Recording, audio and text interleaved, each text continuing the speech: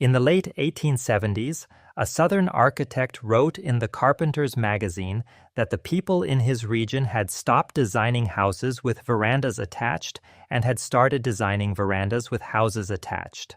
He was joking, but he was also accurate. The wraparound porch by 1880 had become so deep and so continuous on the Southern domestic house that it occupied more square footage than the rooms inside. A typical full Southern porch wrapping three sides of a 30 by 40-foot farmhouse covered 720 square feet of usable outdoor floor space. The interior of the same house, kitchen, parlor, dining room, 2 bedrooms, held about 1,200 square feet. The porch was not an accessory. The porch was a 60% extension of the house made entirely of roof, wood floor, and air. This is a peculiar way to build a house. The wraparound porch was the dominant architectural feature of the Southern home from approximately 1850 to 1930. It defined the silhouette of the Deep South for almost a century, and then between 1930 and 1960, it almost completely disappeared from American residential construction. By the 1980s, it had been resurrected as a real estate marketing term in subdivisions in the Atlanta exurbs. The history of the wraparound porch is the history of what the South was, what it stopped being, and what it now markets itself as. The first thing to understand about a Southern wraparound porch is that it does not stop. Walk up the dirt path toward a Southern farmhouse in the year 1900. What you see at first is a front porch. 8 feet deep, columns running the length of the facade, a roof shading the front wall of the house. There are 3 rocking chairs on the front porch. There's a small table with a tin pitcher of well water. There's a porch swing on one end. Walk past the front, turn the corner of the house. The porch keeps going. It turns the corner with you. It runs along the east side of the house at the same depth, 8 feet, with the same columns and the same roof and the same wood floor. You walk 20 feet along the side wall, you pass 2 windows looking into the parlor, you reach the next corner. The porch turns again. You are now on the back of the house. The kitchen door is to your left. The well is 40 yards behind you in the yard. The clothesline runs from a post on this porch to a live oak in the yard. The wife of the household is in a chair on the back porch, shelling peas into a metal bowl. You can walk the entire perimeter of this house without ever stepping inside. The house is 1 floor. The porch is at the same elevation as the floor inside. The porch surrounds the house on 3 sides: front, east, back. In some Southern houses, especially in the hottest parts of the Low Country and the Gulf Coast, the porch surrounds the house on all 4 sides, a house wrapped in a porch on every side. This was the dominant Southern domestic architecture for approximately 80 years. It produced houses that, in the language of the period, wore their porches the way a person wears a jacket. The architecture historians who came along later in the 20th century would call this form by several different names: the wraparound porch, the full encirclement veranda, the Southern gallery, the peripheral colonnade. The Southern carpenter who built it called it a porch on every side. The reason the porch wrapped is a calibrated answer to a specific climate problem. The Deep South, between the latitudes of about 31 and 35 degrees north, runs at summer temperatures between 90 and 100 degrees Fahrenheit for 4 to 5 months of the year. The humidity in coastal Louisiana, lowland Mississippi, the South Carolina coast, and central Florida sits above 80% for those same months. The combined effect, what modern climate science calls the heat index, pushes apparent temperatures into the 110 to 120 degree range on the worst afternoons of July and August. Also, wood frame house built of pine boards and roofed in metal or wood shingle, sitting in that climate without any cooling system, becomes uninhabitable inside between roughly noon and 7 in the evening. The interior temperature in a closed house in central Mississippi in July, by the measurements published in the Florida Solar Energy Center research reports of the 1980s, exceeds the outside temperature by 15 to 20 degrees. A house with a 100-degree day outside becomes a 115 to 120-degree oven inside. People do not work in this, people do not eat in this, people do not, on the hottest nights, even sleep in this. The southern wraparound porch was the response. Stand at the front porch of the same southern farmhouse on a hot July afternoon around 3 in the afternoon. The sun is over the south side of the house. The eaves of the porch project 8 feet out from the wall. The shadow of the eave covers the entire south wall of the house all the way down to the porch floor. The south wall does not get hit by direct sun. The south wall does not heat up. The room behind the south wall, the parlor, stays inside 10 degrees cooler than it would be without the porch. Now, walk to the east side. The sun is moving west, but the east side of the house has been in shadow since noon. The east side is the coolest side of the house at 3 in the afternoon. The east porch is where the family is sitting. There's a slight breeze coming off the field. The shade is solid. The metal pitcher of cold water from the well, sitting on the small table beside the chair, has not yet sweated. By 6 in the evening, the sun has moved to the west side of the house. The west wall is now in direct sun. The west porch is the hottest side of the porch. The family does not sit there. They are still on the east side. By 8 in the evening, the sun is setting behind the trees. The breeze picks up. The family moves to the north side or the front side, depending on which way the breeze is coming from. The porch on every side was a calibrated piece of engineering. Each side of the house had a different relationship to the sun at a different hour of the day. The wraparound let the family follow the shade and the breeze around the perimeter of the building. On any hot day in any month between May and September, the coolest place to sit in central Alabama was somewhere on the porch. The wraparound meant the family could always find that place, without going inside, without sitting still, without leaving the household. This is what the late 1870s architect meant when he said the people in his region had stopped designing houses with verandas attached and had started designing verandas with houses attached. The veranda was the living room. The veranda was the dining room. The veranda was the workspace. The interior was for sleeping and for sitting out the rain. The wraparound porch, when fully wrapped, was not one room. It was 4. And each side of the porch did a specific job. The front porch was the public face of the household. It looked out at the dirt road and the approach. It was where visitors were received. Strangers, itinerant preachers, traveling traders, neighbors stopping by, came to the front steps, were offered a seat on the front porch and stayed there. The front porch had the most chairs. It had the porch swing. It had the small table where the family kept the visitor's water glass and, in wealthier households, the visitor's coffee cup. It was where the family sat in the evening after supper and waved at the neighbors driving past in horse and wagon. It was the household's display window.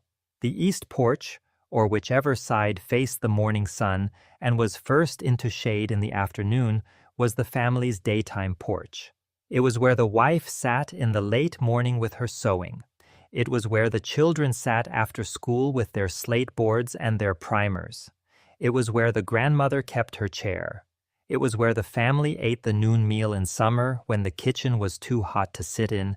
It was the household's living room. The back porch was the work porch. It opened toward the kitchen, sometimes attached, sometimes a separate small building 20 yards across a covered walkway. It was where the wife shelled the peas, peeled the apples, plucked the chickens, churned the butter, hung the laundry to dry, mended the harness, swept the morning's dust from the front porch and carried it to the chicken yard. It was the household's kitchen extension and laundry yard combined. The fourth side, west, on a porch that wrapped all 4, was the storage side. It was where the firewood was stacked against the wall in the spring for the next winter. It was where the heavy churn sat between uses. It was where the empty washtub hung on a nail. It was where the children's shoes were lined up. It was the household's pantry and equipment room. The wraparound porch, in other words, was a four-room domestic structure built outside the house. The four rooms were each open to the air. The four rooms shared a continuous roof and a continuous floor. The four rooms could be moved between in seconds without going indoors. The four rooms accommodated on any given summer day 90% of the family's daily activity. The interior of the house, the four rooms with walls, was, by comparison, almost vestigial. It held the beds, the more formal parlor furniture for receiving the most important kind of visitor, a minister, a doctor, a wealthy uncle, and the family Bible. Children were born in the interior bedrooms. Sometimes people died in them. The interior was where the most private moments of life happened. But the porch was where the visible life of the family was actually lived. The wraparound porch did not invent itself. It was constructed, board by board, column by column, by a particular set of workers whose names have mostly not been preserved. Before the Civil War, on the plantation houses where the most elaborate wraparound verandas first appeared, the porches were built by enslaved African Americans. The enslaved carpenters and joiners who built these mansions came from generations of African and African American building knowledge that already included veranda forms. The linear hut with its shaded outdoor platform, the West African house with its overhanging eave, the Caribbean gallery house that French and Spanish colonists in the Gulf had borrowed and re-borrowed across the 18th century. The same enslaved workers who built the master's house with its wraparound veranda built their own quarters with smaller shaded outdoor spaces. The architectural literature of the late 20th and early 21st century, Catherine Bashir, John Vlack, and others who have spent decades tracing the African and African American contribution to Southern architecture, documents the through line clearly. The wraparound porch is not a purely European invention.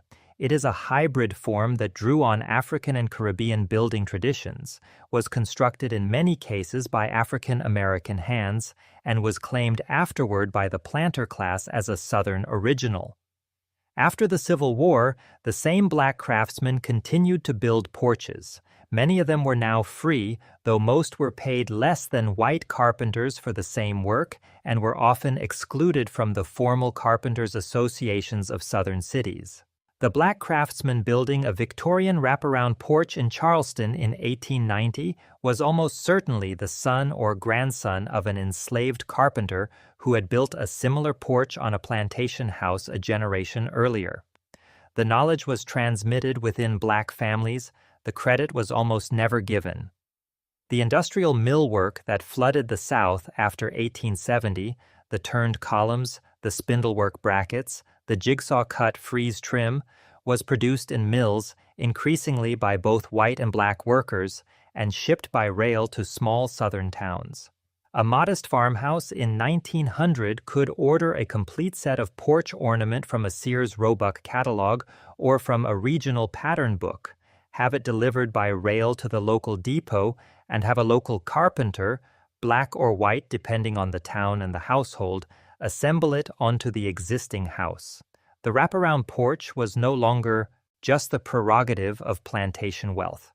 It was, by 1900, a piece of standardized Southern domestic architecture that could be added to almost any house with a few $100s and a few weeks of carpentry. The labor that built the wraparound porch is not visible in the photographs that have come down to us. The photographs show the porch finished. They show the family on the porch. They show the rocking chairs and the swings and the well-dressed children. They do not show the workers who hewed the columns or the carpenters who set the rafters or the painters who applied the white paint in the spring. The architecture of the wraparound porch was a piece of cultural production assembled by labor that is almost entirely absent from the visual record. The same is true of the labor that maintained it. We will come to that in a moment. A wraparound porch in 1900 required continuous human labor to remain in the condition the photographs preserved. The porch floorboards, wide plank heart pine, needed to be swept every morning, in a wealthier household twice a day. The sweeping fell to the wife in a working-class family. In an elite household, it fell to a black domestic worker, paid $2 a week in many southern towns in 1900, who came in at 6 in the morning to sweep the porch before the family woke up. The porch furniture, the rocking chairs, the swings, the small tables, needed to be dusted twice a day in summer. The cushions had to be brought inside before any threat of rain and carried back out when the weather cleared. The columns and railings were painted white twice a year in many households by hired black painters working through the spring on a town-wide circuit. The metal roof needed inspecting and patching after every major storm, especially in Florida and on the Gulf Coast. The flower beds along the perimeter, the hydrangeas, the gardenias, needed tending.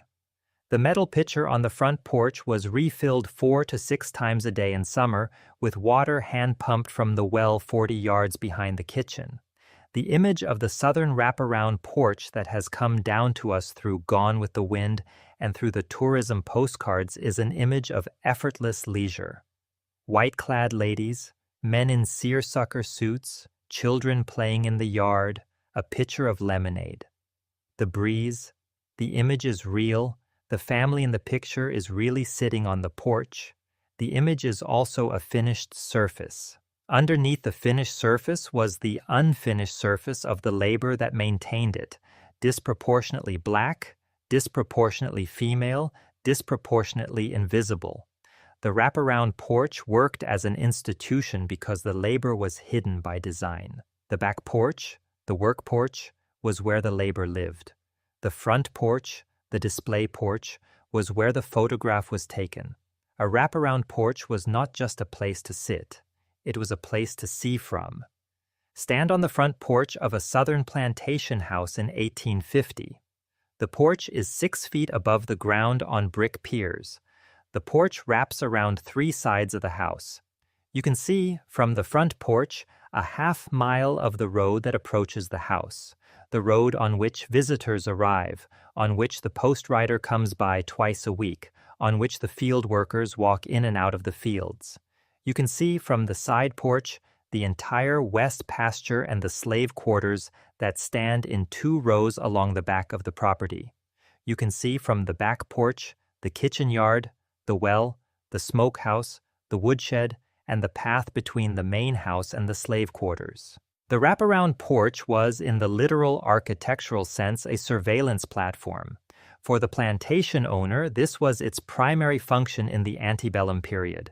The porch elevated the household above the level of the labor. From the porch, the household oversaw. From the porch, the household received reports. The plantation overseer walked from the field to the side of the porch to deliver his daily count. The cook walked from the kitchen across the yard to the back porch to ask whether dinner should be served at 5 or at 6. The house servant, the enslaved woman who held the position closest to the family's personal life, moved across the porch with the family at the rate the family chose. The porch was the platform from which the household kept watch. After the Civil War, the surveillance function did not disappear. It changed. The wraparound porch in 1880 in a small Mississippi town was the platform from which the household kept watch over the road, the neighbors, the strangers approaching, the black or working-class neighbors walking through the white residential district. The porch on a black-owned house in the same period served the same function in the opposite direction, a platform from which black families monitored the road for the threat of harassment or violence from white passers-by. The porch was always a watching platform. What it watched depended on who lived in the house. The wraparound porch made the watching three-dimensional. A simple front porch only watched the front of the house. A wraparound watched the front, the side, and the back simultaneously. The household, at any given moment, knew who was approaching from any direction. The porch was the household's perimeter sensor system, 120 years before that phrase existed.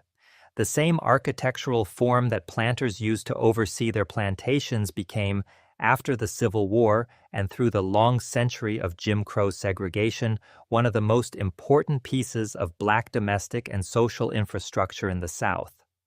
A Black-owned house in a segregated neighborhood in Charleston or Mobile or Atlanta in 1910 almost always had a porch. The porch was often smaller than a wealthy white household's wraparound, sometimes just a front porch, sometimes a front and side wrap, but it served as the same kind of platform. The porch was where the Black family received visitors. The porch was where the children played. The porch was where the grandmother sat with her sewing. The porch was where the family ate supper in summer. The porch was also, critically, a place where Black social life could happen in public view.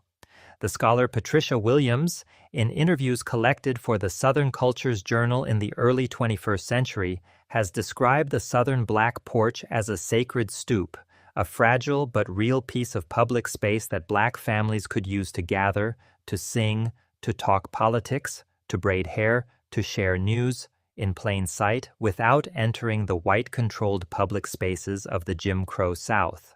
The hair salons that became central institutions of Black women's social life in the South in the early 20th century often operated on porches. The informal lending libraries that some Black communities maintained operated on porches. The political organizing that produced the early civil rights movement happened, in part, on porches. The porch on a Black house was a contested space in ways the porch on a white house was not.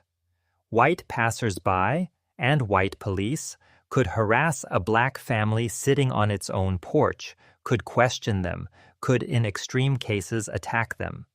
The porch was a refuge that was also at any moment exposed. The architectural form that the elite Southern household used as a surveillance platform served, in the Black household, as a defensive platform. The wraparound porch was, in this sense, a politically ambidextrous piece of architecture. It served the planter and it served the sharecropper. It served the segregationist and it served the family living under segregation. The form was the same. What it meant depended entirely on whose house it was attached to. The dossier of Southern porches that has come down to us through the photographs and the postcards and the Hollywood films emphasizes one of those two meanings almost exclusively. The other is harder to find in the visual record. It is preserved largely in oral history, in the memoirs collected by 20th century researchers like the Southern Oral History Program, in the photographs of Black photographers like Ernest Withers and James Van Der Zee. The Black porch was real. The Black porch was as central to Southern domestic life as the white porch. It is just less photographed. By 1900, the wraparound porch had reached its peak. Walk through a small Mississippi town, Vicksburg, Natchez, Greenwood, Yazoo City, in 1905. The residential streets are lined with wraparound porch houses. The merchant on Main Street has a wraparound. The doctor has a wraparound. The bank president has a wraparound that runs around all four sides of a two-story Queen Anne. The school teacher has a smaller wraparound. The Black church next door, built in the folk Victorian style by Black carpenters using mail-order Sears Roebuck ornament, has a small wraparound porch on its parsonage. By the Carpenter's Magazine tally of 1905, more than 70% of new domestic construction in the Deep South above the working-class shotgun cabin level included a porch that wrapped at least two sides of the house. This is the peak. From here, the form begins to fall. The first thing that breaks the system is the automobile. By 1920, in any southern town with a railroad, the automobile dominates. It produces three changes. First, the engine of a Model T crossing a dirt road dominates the evening soundscape, a soundscape the porch was designed for the wagon and the distant cicada. Second, the automobile takes the family away from the house from dawn to dusk. The porch is empty more hours of the day. Third, the road in front of the house is no longer a path neighbors walk past. The road is a corridor through which strangers drive. The automobile took the neighbors off the road and put them inside vehicles that did not wave back. The second thing is the radio. By 1925, in any electrified southern town, the radio is a fixture. It is an interior technology. The family no longer needs to sit on the front porch to know what is happening in the world. The chairs are still on the porch. The chairs are empty more nights of the week. The third thing, the decisive thing, is air conditioning. The first window unit air conditioners reached the American residential market in the late 1940s. They were expensive. They were rare. Most Southern households of any class continued to depend on the wraparound porch through the end of the decade. By the early 1950s, window units were becoming affordable. By the late 1950s, they were standard in middle-class Southern homes. By the early 1960s, central air conditioning, built into the foundation of new construction, was standard in any new Southern subdivision. What happened to the porch was not slow. A family living in a Mississippi farmhouse in 1950 understood the deal completely. The porch worked, but it required somebody to sweep it every morning. The porch worked, but the family could not sit on it in January or February when the temperature dropped below 40.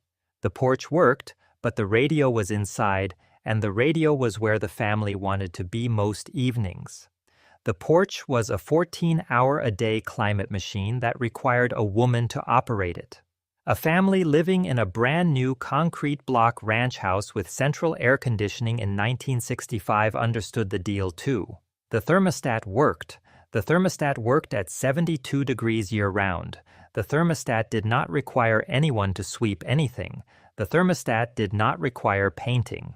The television by 1965 had replaced the radio. The television was inside the air-conditioned living room. The family sat in front of the television. The family did not sit on the porch. The wraparound porch became, between 1950 and 1970, structurally obsolete in roughly 20 years. Not because the porch had stopped working. The porch was working as well as it had ever worked. The breeze was still the breeze. The shade was still the shade. The wood was still the wood. What had changed was that the alternative was easier. The houses with wraparound porches in the years between 1950 and 1980 were treated by the families inside them in 3 different ways. Some were maintained, most were partially altered. A significant number were stripped. The maintenance, in wealthier neighborhoods and in households that prized the porch for aesthetic or sentimental reasons, the porch was kept.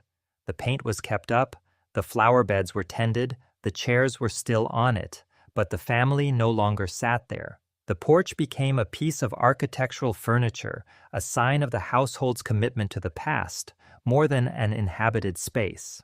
The partial alteration, in many Southern households between 1955 and 1980, the porch was screened in. The screening was originally to keep mosquitoes out. Then it became to extend the season the porch could be used in early spring and late fall. Then, in many cases, the screening became glass. The glass enclosed the porch. The enclosed porch was now an indoor room, a sunroom, a Florida room, a back-enclosed porch sitting room. The porch had been absorbed into the interior of the house. The architecture of the wraparound was preserved in skeleton, but its function, outdoor living, was gone.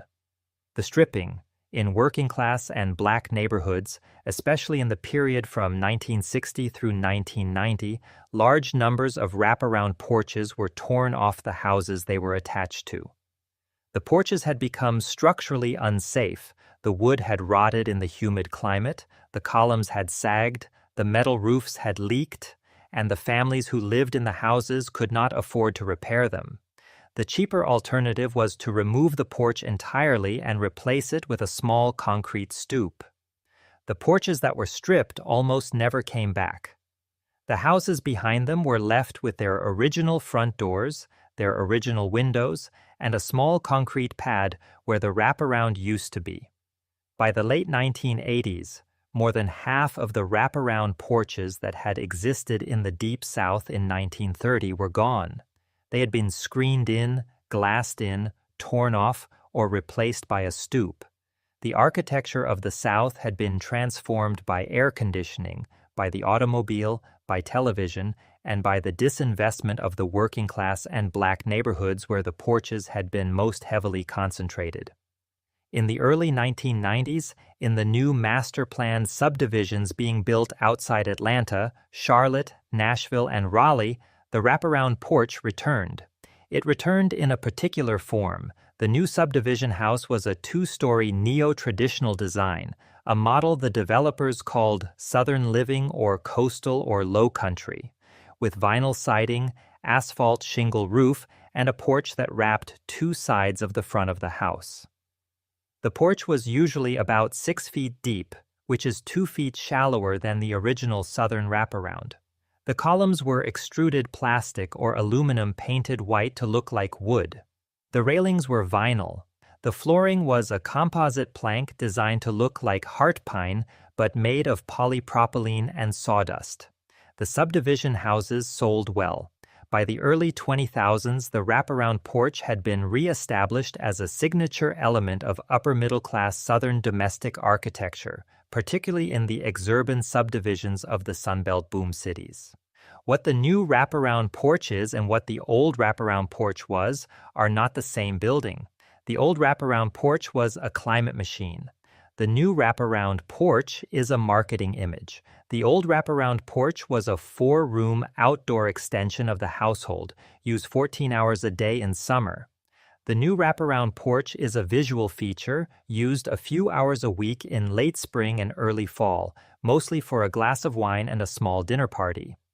The old wraparound porch was operated by continuous human labor, sweeping, painting, watering, watching. The new wraparound porch is power washed once a year and otherwise left alone. The old wraparound porch was the visible part of a domestic system that depended on hidden black labor.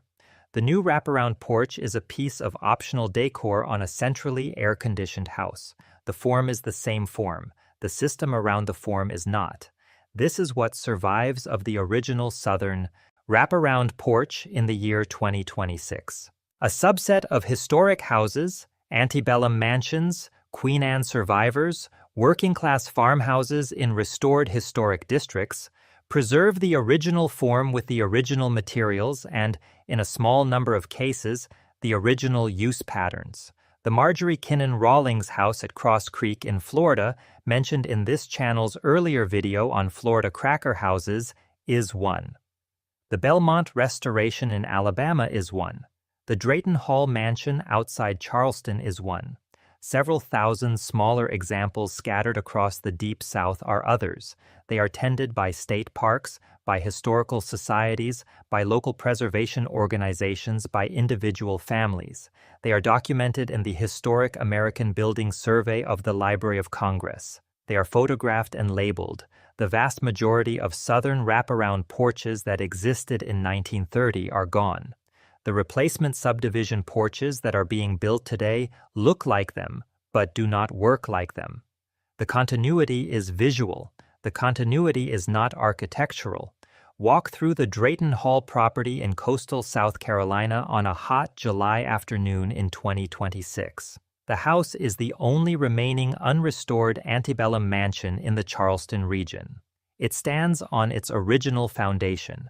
Its wraparound porch, Greek Revival columns, 2 stories of veranda, fully encircling the house on the riverside and wrapping 3 sides total, is intact. Step onto the porch. The boards are heart pine. They are the same heart pine the enslaved carpenters who built this house in 1738 laid down. The columns are the same columns. The eaves are the same eaves. The shade on the south wall is the same shade. The breeze coming off the Ashley River is the same breeze. Sit in a chair on the south porch on a July afternoon and look out across the river. The light is gold and low. The breeze is moving the Spanish moss in the live oaks. The temperature on the porch, in the shade, with the breeze, is approximately 78 degrees.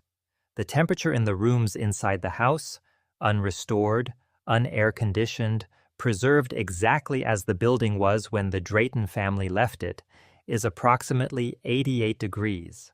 The porch is doing the job it was built to do. It has done that job every July afternoon for the past 288 years, with no maintenance other than the maintenance any wood structure in a humid climate requires. The wraparound porch worked. It worked at scale. It worked across class and across race. It worked across 2 centuries of American history.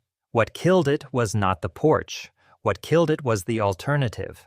In the 2026 edition of the National Association of Home Builders Annual Housing Market Report, the wraparound porch, defined as a porch covering at least 2 contiguous sides of a single-family home, appears in approximately 14% of new construction in the 8 states of the Deep South. The percentage was, in 1930, approximately 70, in 1960, approximately 18, in 1990, approximately 6. The 14% of 2026 is a revival number, driven by the marketing of Southern living aesthetics, not a return to the original. The original is, for the most part, gone. What is left, beyond the surviving historic examples and the new subdivision imitations, is the cultural memory. The porch survives as an idea. Southern Living magazine sells 1 million subscriptions a year on the strength of the image. Country music videos still film their love songs on porches. The phrase front porch culture still carries weight in Southern political and cultural rhetoric. The architecture has been thinned to a silhouette. The silhouette is still recognizable as Southern. The architecture itself, the actual wraparound porch as a 4-room outdoor system that worked the family's day from sunrise to sunset, that depended on black labor to maintain, that watched the field from one side and the road from the other, that surrounded the house on every side because the climate demanded it, that architecture is, in 9 cases out of 10, a memory now. The chair on the porch is empty. The breeze is still the breeze. The porch is still on every side. But the family that lived in the porch, the family that the porch was built around, that family is mostly inside, in 72-degree air, with the porch covered in pollen, with the swing not used since spring. The wraparound porch outlasted its function. The architecture survives the system that made the architecture necessary. This is what is left.